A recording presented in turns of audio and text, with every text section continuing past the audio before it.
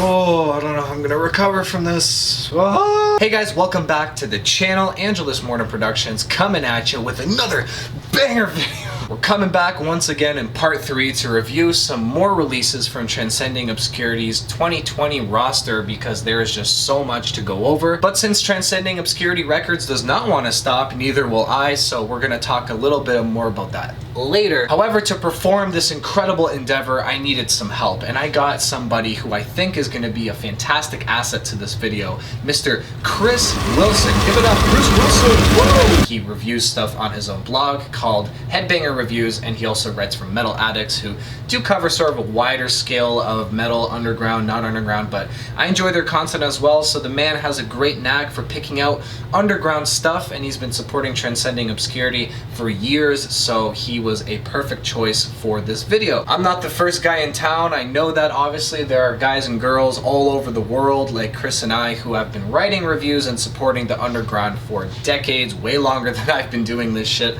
So I think it would be a cool opportunity maybe to showcase some of these people on this channel. So if you're a writer, if you have a blog or a website, or you write for somebody, whatever, hit me up. You can message me on Facebook, Instagram. I have an email in my description too. And yeah, we can make this happen again. If you like a visual medium, we'll try it out. And speaking of my favorite kind of medium, that is the first band we're going to be taking a look at today. Medium.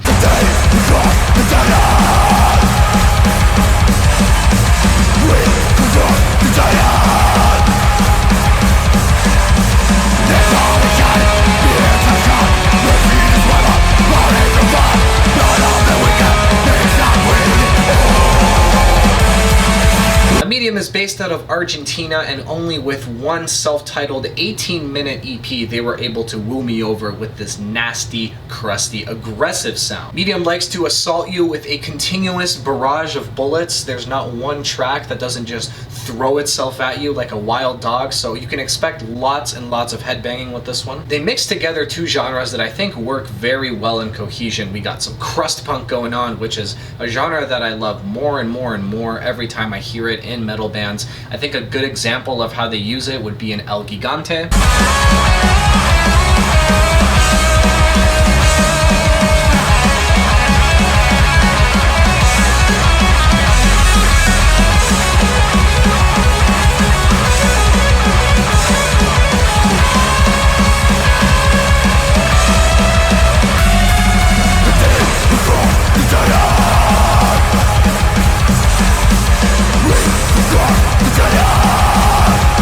There's tracks like Black Future Patrol or Gargola, which are pretty straightforward expressions of rage and misery. There's that thick underbelly with the drumming and the crustiness of the riffs. I keep saying crustiness. Rustiness? Nastiness? Disgustingness? I'm not funny.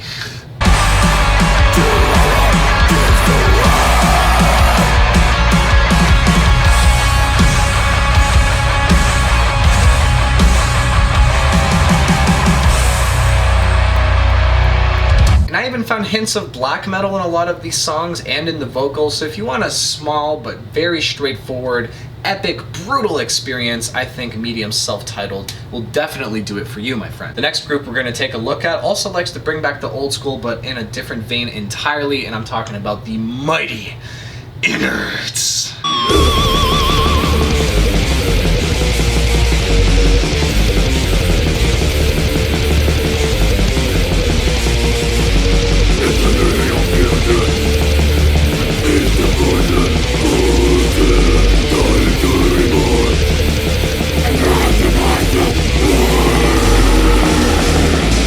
So yeah, I pretty much know when a band uses intestines for their name in the logo, it probably means business. Similar to Medium, we're only going to be taking a look at their singular EP, a 3-song EP called Back from the Grave, Straight to Your Face, which is an amazing title. Innards is a 3-piece band composed of Rui Gil on bass, Rolando Beitros on drums, and of course Hugo Andromon on guitars and vocals. Now each of these guys are experienced metal veterans. This is not their first rodeo. They've been bands like Diesel Ved, Grog, Namek, Neoplasma, The Sorcerer. Actually, most of these are barrows. So making an old school death metal EP in the style of the Scandinavian scene is a cakewalk for these guys.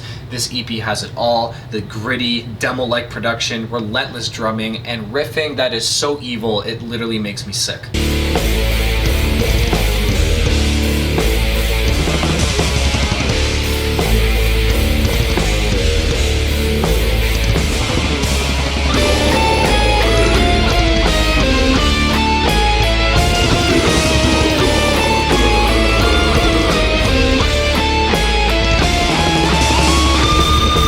Another thing I should definitely mention is on the second song, Entitlement Through Hate, we have Frank Blackfire of Sodom and Cam Lee of Massacre on this song. So further, this paints the picture of what sort of style Innards is trying to pay ode to.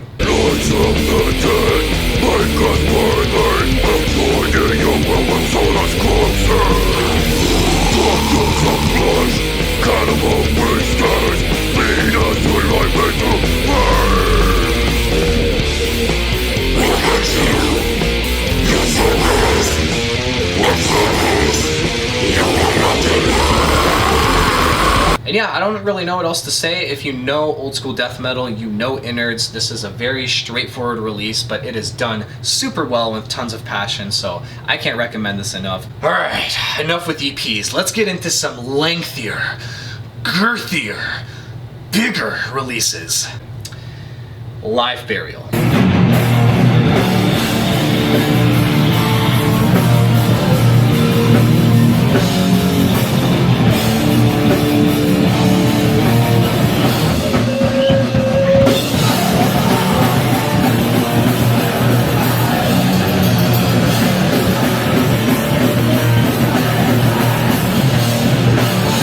Yes, this is one of the biggest and most established metal scenes in the whole world, but somehow I'm still seeing new and incredible bands coming out of the UK every single year. Live Burial features members from Horrified and Rat-Faced Bastard, which is my new favorite band. So you ever heard of Benediction, Cancer, Bolt Thrower, maybe Asphyx? Get ready to step into a fucking time machine, because if you're an old head, Live Burial has riffs for days, man. Unending Futility is a dark and brooding beast with sharp teeth and blood in its fur.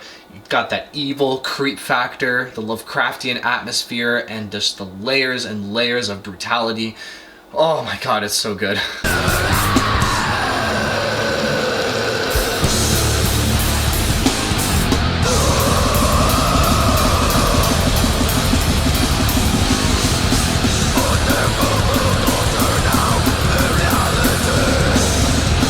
Groany, dragged out vocals from Jamie Brown do add a lot to the atmosphere, and I love it when they're using this to build suspense in the song.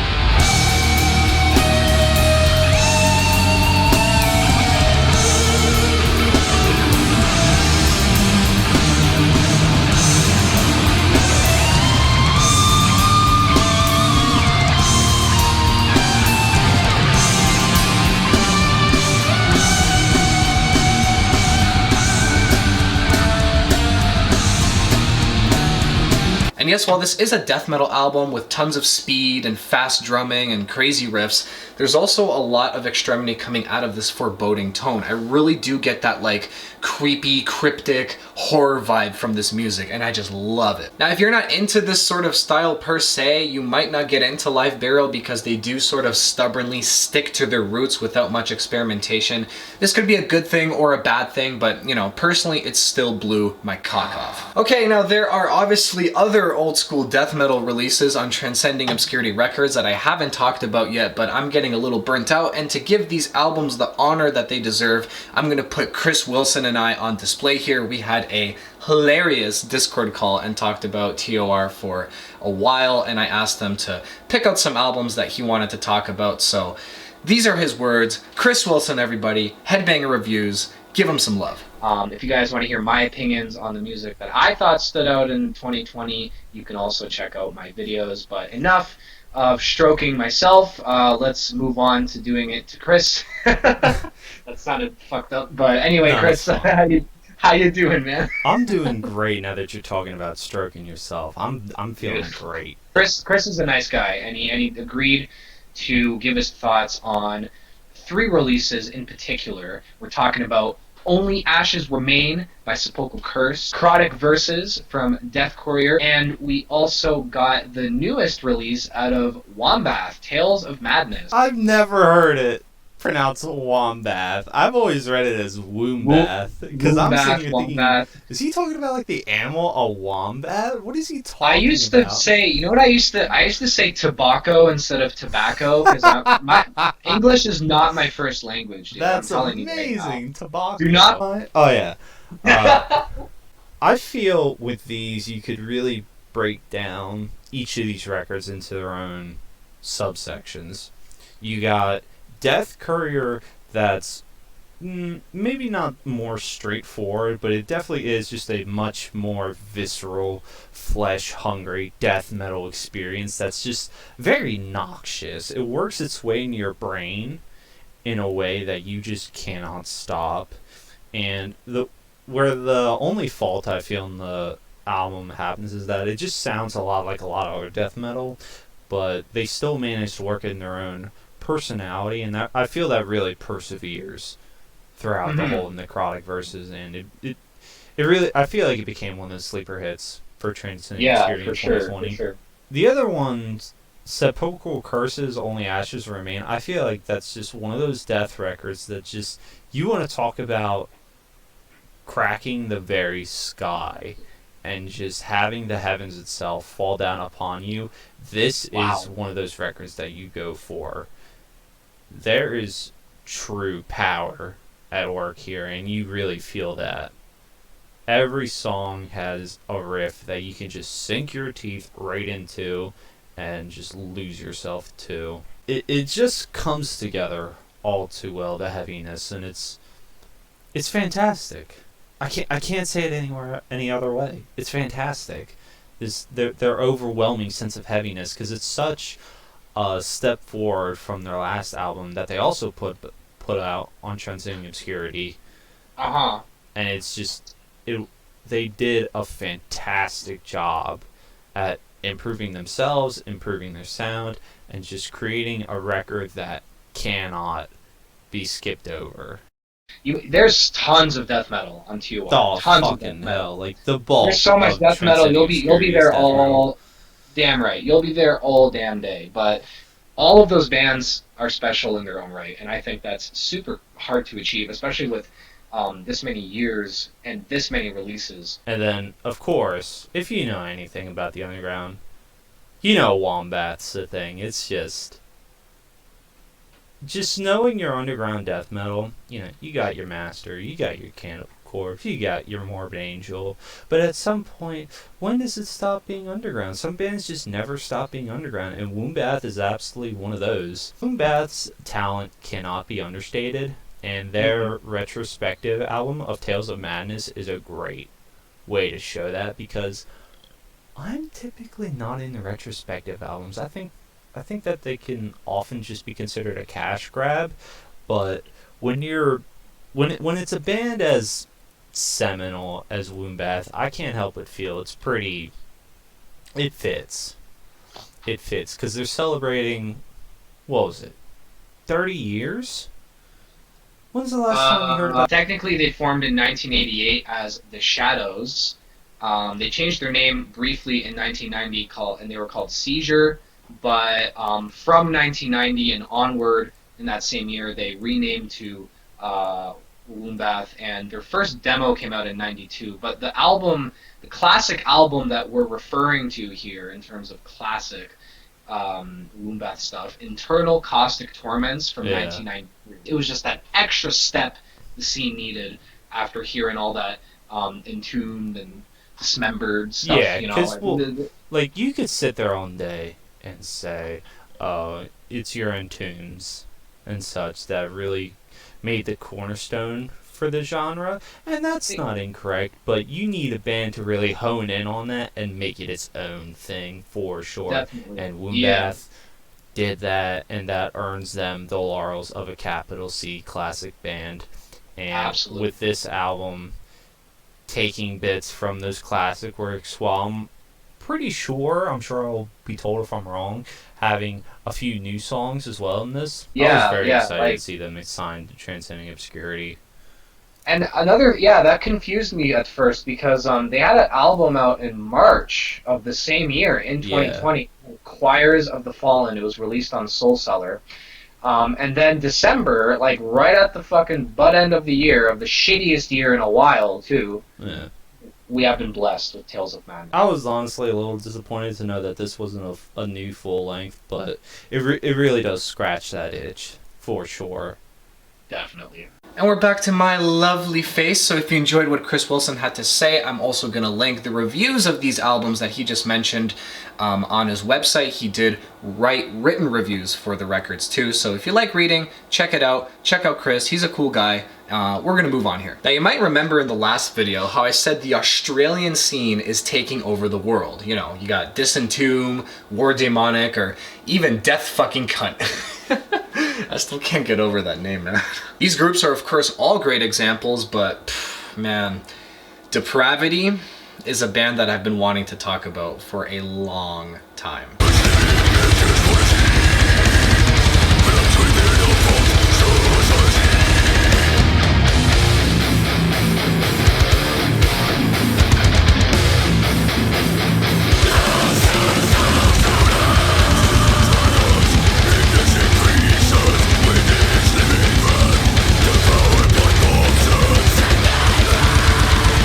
Holy fucking shit!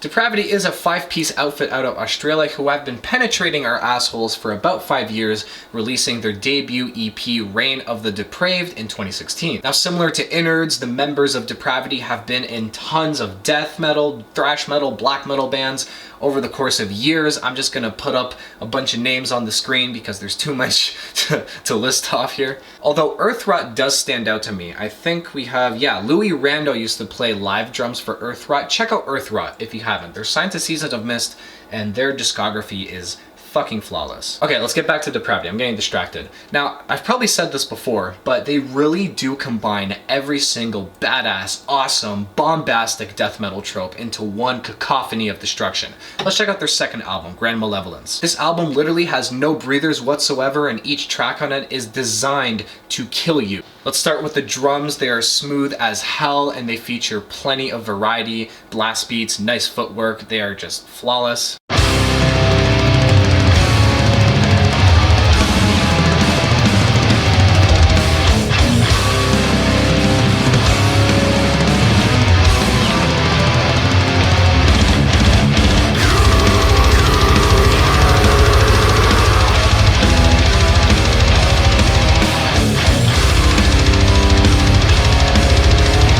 I really like the vocals from Jamie K as well. He uses a lot of those corpse grinder, like deep gutturals, but he's not afraid to do some high screams or some shouting here and there. But the shining star on Grand Malevolence, my friends, are the riffs themselves. Holy shit. Just listen to, I don't know, Invalid Majesty, for example.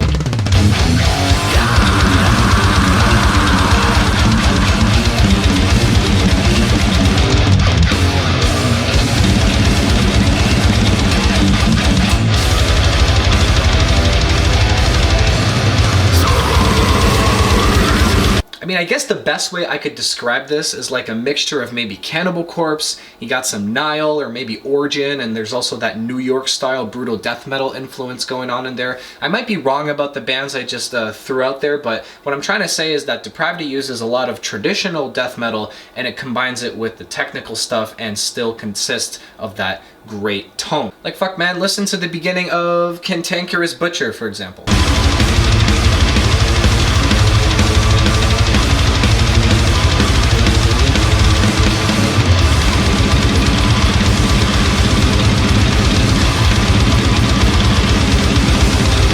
Now I heard that and it totally reminded me of Evil to Cast Out Evil by Nile.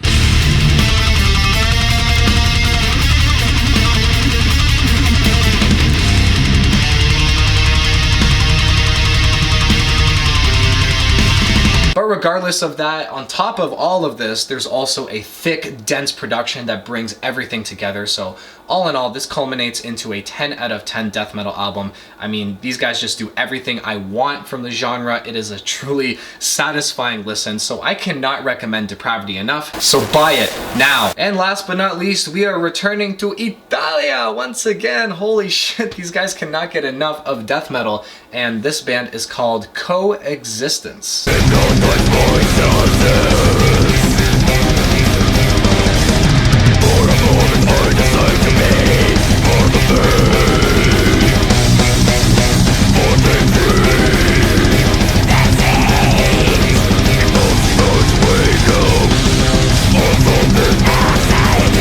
Okay, so there's a lot to unpack here, and I'm not a musician, so instead of embarrassing myself with words that I don't know what they mean, I'm just going to describe how this album, Collateral Dimension, made me feel. Coexistence have been putting out music since about 2015, coming out with their debut EP, Contacting the Entity, on Earthquake Terror Noise Records. We had to wait a little bit till the full length came out, but in 2020, Coexistence released Collateral Dimension to Transcending Obscurity Records, which is an almost hour-long space journey in the form of progressive death metal. I think a good song to start you off with this band would be Detached from the Abyss, which definitely does just that.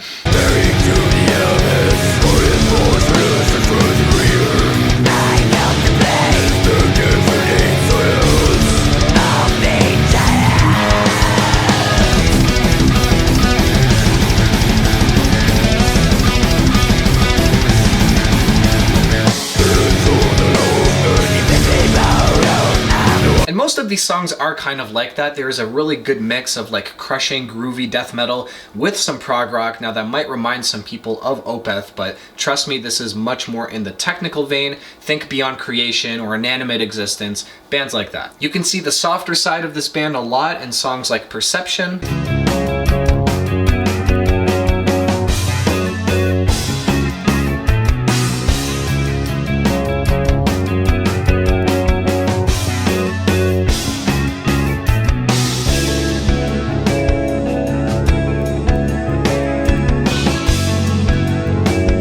Collateral Dimension is definitely an abrasive experience, as I found myself zoning out of reality with each transition, bridge, lick, riff, fart. I mean, it's all there, really. Then the record closes off with Floating in a Celestial Body, which was the point of my listening experience where I pretty much left the universe and gave myself up to Yaldabaoth. So I was lucky enough to come back to record this video, but yeah. So I can really appreciate a sound like this. I don't want to be pretentious and make up a genre like atmospheric death metal, but honestly, I think that's a pretty fitting description for the sound that Coexistence is going for in here, so I'm really excited to see what else these guys can come up with. And honestly, if you see any album from Italy, just check it out. 9 times out of 10, it is good music. Oh, and that's it for part 3, folks. Damn, we got through a lot of albums today, but I had fun as usual, and I hope you guys also check out Kris Wilson. Once again, man, thank you so much for being in this video. I really appreciate the help because there's a lot of music and time is limited, so if it's a collaborative effort, it just